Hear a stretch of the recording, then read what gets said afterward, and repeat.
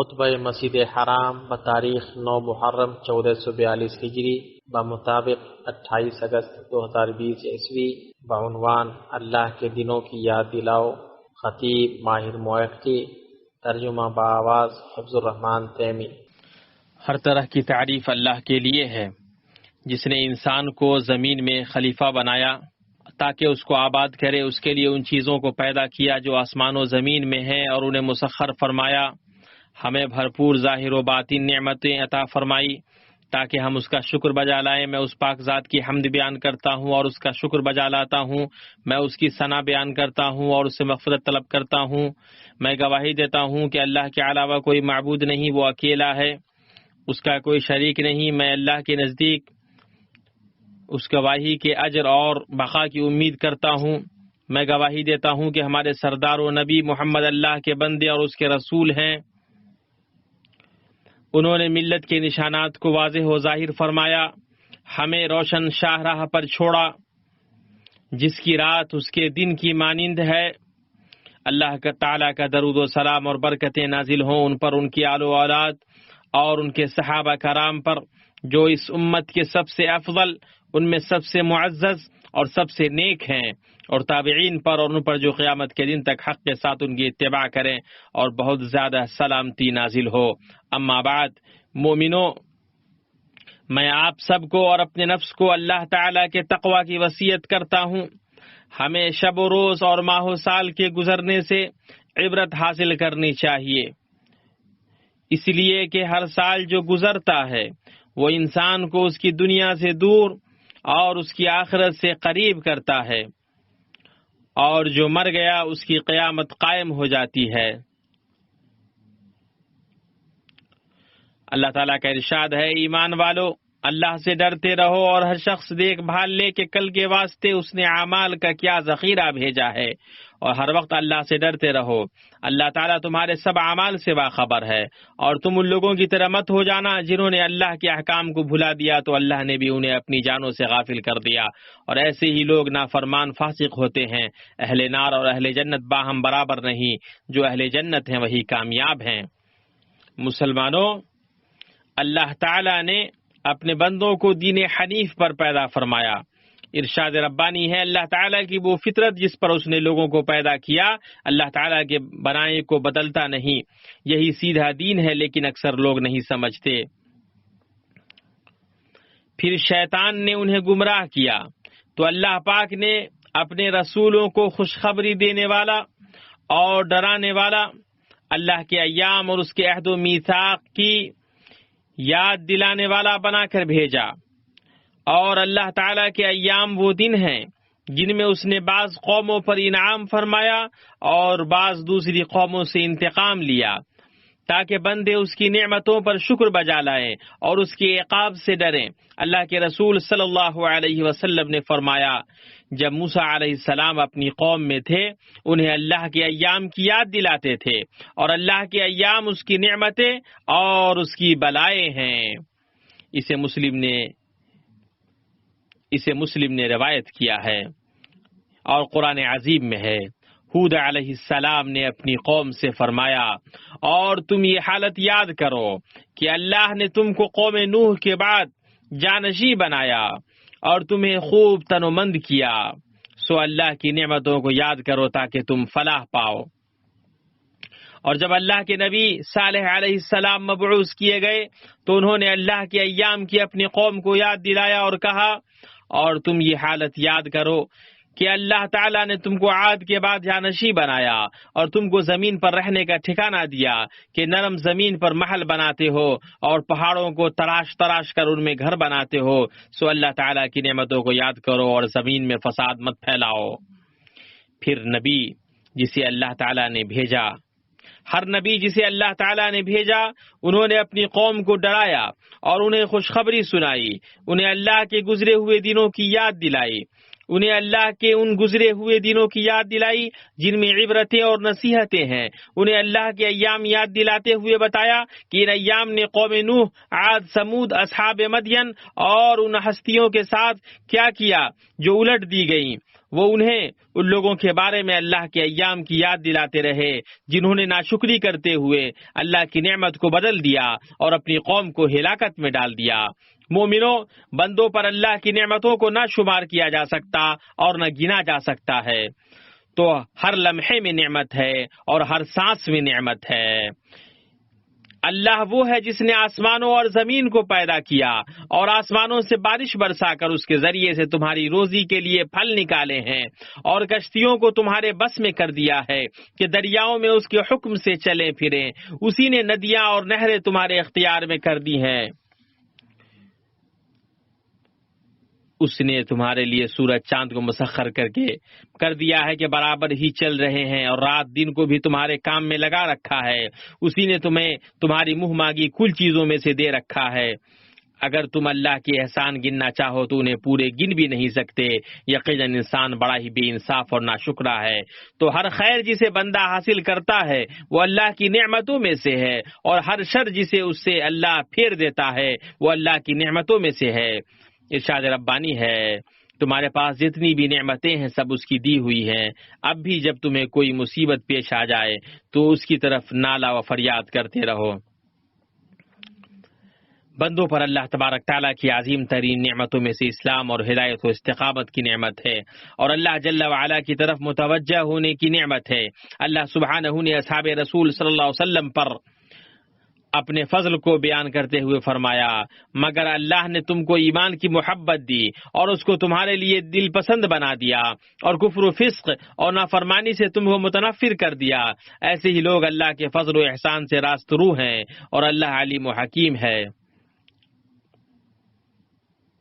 ایمانی بھائیوں، اللہ کی نعمتوں کو یاد کرنے کے تقاضوں میں سے یہ ہے کہ ان کا اعتراف کیا جائے، عطا کرنے والے جل وعلا کی طرف ان کی نسبت کی جائے، اس لیے کہ رب کے ساتھ بندے کی بے ادبی میں سے یہ ہے کہ نعمتوں میں ڈوبا رہے اور انعام کرنے والوں کو بھول جائے۔ اس لیے کہ جب مسلمان اللہ کی نعمتوں کا اقرار کرتا ہے تو وہ اللہ کی خوشنودی حاصل کرنے میں انہیں استعمال کر کے ان پر شکر بجا لاتا ہے۔ کلیم اللہ موسیٰ علیہ السلام نے کہا، کہنے لگے، اے میرے رب، جیسے تو نے مجھ پر یہ کرم فرمایا، میں بھی اب ہرگز کسی گنہگار کا مددگار نہ بنوں گا۔ اور جب آپ اللہ کو دیکھیں کہ وہ بندہ کو کچھ دے رہا ہے جسے وہ پسند کرتا ہے، اور بندہ رب کی نافرمانیوں پر قائم ہے، تو جان لے کہ وہ بندہ کو ڈھیل دیتا ہے۔ ارشاد ربانی ہے، پھر جب وہ لوگ ان چیزوں کو بھولے رہے جن کی ان کو نصیحت کی جاتی تھی، تو ہم نے ان پر ہر چیز کے دروازے کشادے کر دیے، یہاں تک کہ جب ان چیزوں پر جو کہ ان کو ملی تھی وہ خوب اترا گئے، ہم نے ان کو دفعتاً پکڑ لیا، پھر تو وہ بالکل مایوس ہو گئے۔ امام قرطبی رحمہ اللہ نے اللہ تعالیٰ کے قول سنستدرجہم من حیث لا یعلمون کے سلسلے میں کہا کہ جب جب انہوں نے کوئی گناہ کیا تو ہم نے انہیں نئی نعمت عطا کر دی اور انہیں استغفار بھلا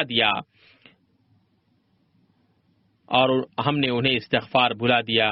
مومنوں کی جماعت، ہمیں جاننا چاہیے کہ بندہ اللہ کا شکر ادا کرنے والا نہیں ہوتا ہے مگر اس وقت جب کہ نعمت کے شکر کا اثر محبت و گواہی کے ساتھ اس کے دل پر، ثنا و اعتراف کے ساتھ اس کی زبان پر، اور طاعت و فرما برداری کے ساتھ اس کے اعضاء و جوارح پر ظاہر ہو۔ اس لیے کہ نعمت کا شکر دل، زبان اور اعضاء و جوارح سب سے ہوتا ہے۔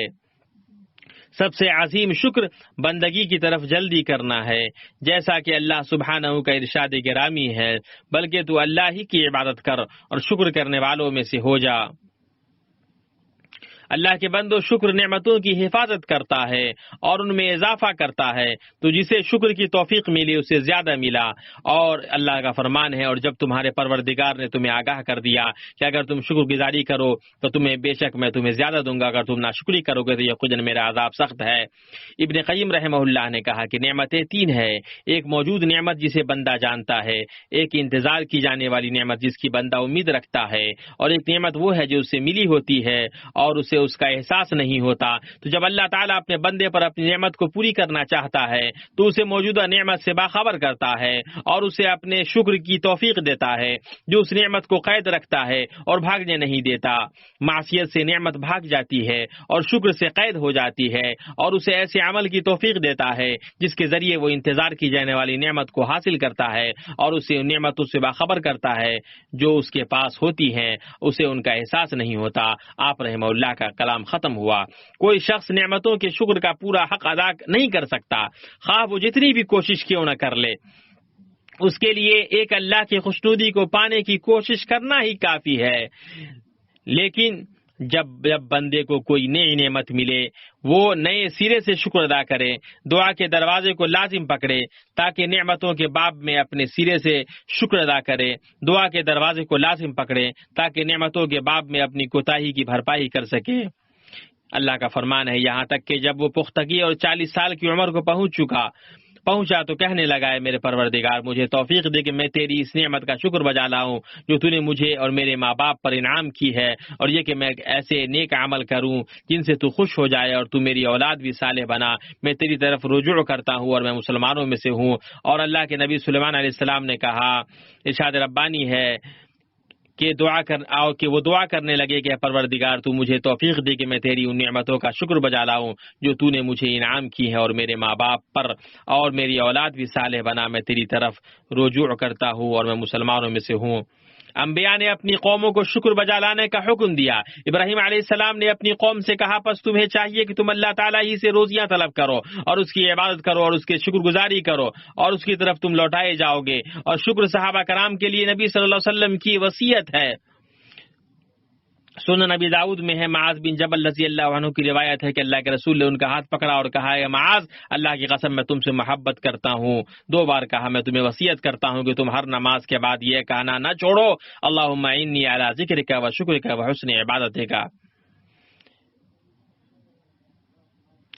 اللہ کا فرمان ہے، اعوذ باللہ من الشیطان الرجیم، یاد رکھو جب کہ ہم نے موسیٰ کو اپنی نشانیاں دے کر بھیجا کہ تو اپنی قوم کو اندھیروں سے روشنی میں نکال اور انہیں اللہ کی احسانات یاد دلا۔ اس میں نشانیاں ہیں ہر ایک صبر شکر کرنے والوں کے لیے۔ اللہ تعالی ہمیں قرآن اور سنت میں برکت عطا فرمائے، مجھے اور آپ کو سب کو ان دونوں میں موجود آیتوں اور حکمت سے فائدہ پہنچائے۔ میں وہ کہہ رہا ہوں جو آپ سن رہے ہیں، میں اللہ تعالیٰ سے اپنے لیے اور آپ سب کے لیے ہر طرح کے گناہ و غلطی کی مغفرت طلب کرتا ہوں۔ اسی سے مغفرت طلب کرو، یقیناً وہ بہت زیادہ معاف کرنے والا اور بہت زیادہ رحم کرنے والا ہے۔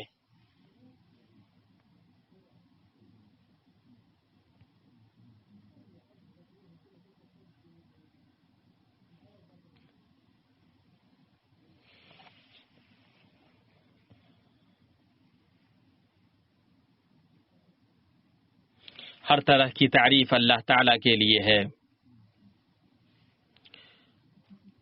بھرپور نعمتوں پر، اور اسی کے لیے شکر ہے پے در پے نوازشوں پر۔ اور میں گواہی دیتا ہوں کہ اللہ کے علاوہ کوئی معبود نہیں، وہ اکیلا ہے، اس کا کوئی شریک نہیں۔ اور میں گواہی دیتا ہوں کہ ہمارے نبی محمد اس کے بندہ و رسول ہیں۔ اللہ کا درود و سلام اور برکتیں نازل ہوں ان پر، ان کی چیدہ آل و اولاد پر، ان کے متقی صحابہ کرام پر، تابعین پر، اور حق کے ساتھ ان کی پیروی کرنے والوں پر جب تک آسمان و زمین باقی ہیں، اور بہت زیادہ سلامتی نازل ہو۔ اما بعد، مومنو، اللہ کے عظیم دنوں میں سے شہر اللہ المحرم کا 10واں دن ہے۔ اسی دن اللہ تعالیٰ نے موسیٰ علیہ السلام اور ان کی قوم کو نجات دی، فرعون اور اس کے لشکروں کو غرق کیا۔ اللہ تعالیٰ اپنے بندوں میں سے انہیں پسند کرتا ہے کہ جنہیں جب کسی نعمت سے ہمکنار کرے تو وہ اس پر اس کا شکر بجا لائیں۔ چنانچہ موسیٰ علیہ السلام نے اللہ کا شکر بجا لانے کے لیے اس دن کا روزہ رکھا، اور جب نبی صلی اللہ علیہ وسلم مدینہ تشریف لائے اور یہودیوں کو عاشورہ کے دن کا روزہ رکھتے ہوئے دیکھا تو نبی کریم صلی اللہ علیہ وسلم نے ان سے پوچھا، یہ کون سا دن ہے جس کا تم روزہ رکھتے ہو؟ تو انہوں نے جواب دیا، یہ عظیم دن ہے۔ اسی دن اللہ تعالیٰ نے موسیٰ اور ان کی قوم کو نجات دی، فرعون اور اس کی قوم کو غرق کیا۔ تو شکرانے کے طور پر موسیٰ علیہ السلام نے اس دن کا روزہ رکھا، اس لیے ہم لوگ بھی اس دن کا روزہ رکھتے ہیں۔ تو اللہ کے رسول صلی اللہ علیہ وسلم نے فرمایا، ہم تم سے زیادہ موسیٰ کے تعلق سے حقدار ہیں اور قریبی ہیں، تو اس دن کا رسول اکرم صلی اللہ علیہ وسلم نے روزہ رکھا اور اس دن کے روزہ رکھنے کا حکم دیا. اسے مسلم نے روایت کیا ہے. تو یوم عاشورہ کا روزہ مستحب ہے. اللہ جل وعلا کے عظیم وعدہ کو حاصل کرنے کے لیے جو اس نے روزہ رکھنے والوں سے کیا ہے، صحیح مسلم میں اللہ کے رسول صلی اللہ علیہ وسلم نے اس کے روزہ کی رغبت دلائی ہے. آپ صلی اللہ علیہ وسلم نے فرمایا، مجھے امید ہے کہ عاشورہ کے دن کا روزہ 1 سال پہلے کے گناہوں کا کفارہ ہوگا. عاشورہ کے روزہ میں سنت یہ ہے کہ 10ویں دن کے روزے کے ساتھ 9ویں دن کا روزہ بھی رکھا جائے، جیسا کہ اللہ کے نبی صلی اللہ علیہ وسلم نے فرمایا، اگر میں اگلے سال تک زندہ رہا تو میں ضرور 9ویں تاریخ کا روزہ بھی رکھوں گا. اسے مسلم نے روایت کیا ہے. مسلمانوں، عاشورہ کا دن ایک کلمہ پر اکٹھا ہونے اور صفوں کو متحد کرنے کا دن ہے. اہل ایمان کی محبت و مودت کا دن ہے، گرچہ ان کی نسلیں اور ان کی زبانیں مختلف ہوں، حتیٰ کہ اگر ان کے زمان و مکان مختلف ہوں. اس لیے کہ عاشورہ کے روزہ سے مسلمان اس عظیم تاریخی واقعہ کو یاد کرتا ہے جس دن اللہ تعالی نے موسیٰ علیہ السلام اور ان کے پیروکاروں کے لیے دریا کو پھاڑ دیا، اور انبیاء ایک دوسرے سے قریب ہیں. تو ان کا رب ایک ہے، ان کے دین کی اصل ایک ہے، وہ سب ایک معبود کی عبادت کی طرف بلاتے ہیں. صحیح بخاری میں ہے کہ اللہ کے رسول صلی اللہ علیہ وسلم نے فرمایا، میں دنیا و آخرت میں اور لوگوں کی بنسبت عیسیٰ علیہ السلام سے زیادہ قریب ہوں. انبیاء اللہ بھائی ہیں، ان کی مائیں مختلف ہیں اور ان کا دین ایک ہے، اور امت محمدیہ اللہ کے نبیوں سے ان کی قوموں کی بنسبت زیادہ قریب ہے جنہوں نے ان کا انکار کیا اور انہیں جھٹلایا. چنانچہ خاتم المرسلین اور ان کی امت قیامت کے دن گواہی دیں گے کہ انبیاء نے پیغام پہنچا دیا اور امانت ادا کر دی. صحیح بخاری میں ہے، اللہ کے رسول صلی اللہ علیہ وسلم نے فرمایا، نوح اور ان کی امت آئیں گے تو اللہ تعالیٰ فرمائے گا، کیا تم نے پیغام پہنچا دیا؟ تو وہ کہیں گے، ہاں اے رب. تو وہ ان کی امت سے کہے گا، کیا انہوں نے تمہیں پیغام پہنچا دیا؟ وہ کہیں گے، ہمارے پاس کوئی نبی نہیں آیا. تو اللہ تعالیٰ نوح سے کہے گا، کون تمہارے حق میں گواہی دے گا؟ تو وہ کہیں گے کہ محمد صلی اللہ علیہ وسلم اور ان کی امت. تو ہم سب گواہی دیں گے انہوں نے پیغام پہنچا دیا، کہ انہوں نے پیغام پہنچا دیا. اور یہی اللہ جل ذکرہ کے قول میں ہے، ہم نے اسی طرح تمہیں عادل امت بنایا ہے تاکہ تم لوگوں پر گواہ ہو جاؤ. اور وسط کا معنی اس آیت میں عادل ہے. عاشورہ کا دن رحمت و مغفرت کا دن اور اللہ جل جلالہ کی نوازش کے اظہار کا دن ہے. تو وہ تھوڑے عمل پر عظیم نوازش فرماتا ہے. 1 سال کے گناہ کی معافی 1 دن کے روزے سے ہوتی ہے. یوم عاشورہ کا دن طاعت پر تربیت کا دن ہے، نفس کو عبادت کا عادی بنانے کا دن ہے. صحابہ کرام رضی اللہ عنہم اس دن روزہ رکھتے تھے اور اپنے بچوں کو اس کے روزہ رکھنے کا عادی بناتے تھے. صحیحین میں ربع رضی اللہ عنہ کی روایت ہے، وہ کہتی ہیں، اللہ کے رسول صلی اللہ علیہ وسلم نے عاشورہ کی صبح مدینہ کے آس پاس انصار کی بستیوں میں یہ کہلوانے کے لیے قاصد بھیجا، جس نے روزہ رکھتے ہوئے صبح کی ہے وہ اپنے روزہ کو پورا کرے، اور جس نے افطار کی حالت میں صبح کی ہے وہ اپنے بقیہ دن کا روزہ پورا کرے. تو ہم اس کے بعد اس دن کا روزہ رکھتے تھے، اور اللہ چاہتا تو ہم اپنے چھوٹے بچوں سے بھی روزہ رکھواتے تھے. ہم انہیں مسجد لے جاتے اور ان کے لیے روٹی کا کھلونا بنا کر رکھتے. جب ان میں سے کوئی کھانے کے لیے روتا تو ہم اسے وہی کھلونا دے کر افطار کے وقت تک بہلاتے رہتے. اور صحیح مسلم میں ہے، آپ رضی اللہ عنہ کہتی ہیں، ہم بچوں کے لیے روٹی کا کھلونا بناتے تھے، ہم انہیں اپنے ساتھ لے کر جاتے تھے. جب وہ کھانا مانگتے تو ہم انہیں کھلونا دے دیتے تھے جو انہیں مگن رکھتا تھا، یہاں تک کہ وہ اپنے روزے پورے کر لیتے تھے. نووی رحمہ اللہ کہتے ہیں، اس حدیث میں بچوں کو طاعتوں پر مشق کرانا اور عبادتوں کا عادی بنانا ہے. درود بھیجو رسول خدا پر، جیسا کہ اس سلسلے میں اللہ تعالیٰ نے تمہیں اپنی کتاب میں حکم دیا ہے. ارشاد ربانی ہے، اللہ تعالیٰ اور اس کے فرشتے اس نبی پر رحمت بھیجتے ہیں. اے ایمان والو، تم بھی ان پر درود بھیجو اور خوب سلام بھیجتے رہا کرو. اے اللہ درود و سلام نازل ہو محمد اور ان کی بیوی اور ان کی ذریت پر، جیسا کہ تو نے درود نازل فرمایا ابراہیم پر، اور برکت نازل فرما محمد اور ان کی بیوی اور ان کی ذریت پر، جیسا کہ تو نے برکت نازل فرمایا ابراہیم پر۔ یقیناً تو نہایت قابل تعریف اور عظمت والا ہے۔ اے اللہ تو خلفائے راشدین ابو بکر، عمر، عثمان اور علی اور تمام صحابہ کرام اور تابعین سے راضی ہو جا، اور ان کے ساتھ ہم سے بھی راضی ہو جا قیامت کے دن تک حق کے ساتھ اپنے کرم اور سخاوت سے۔ اے ارحم الراحمین، اے اللہ اسلام اور مسلمانوں کو غلبہ عطا فرما۔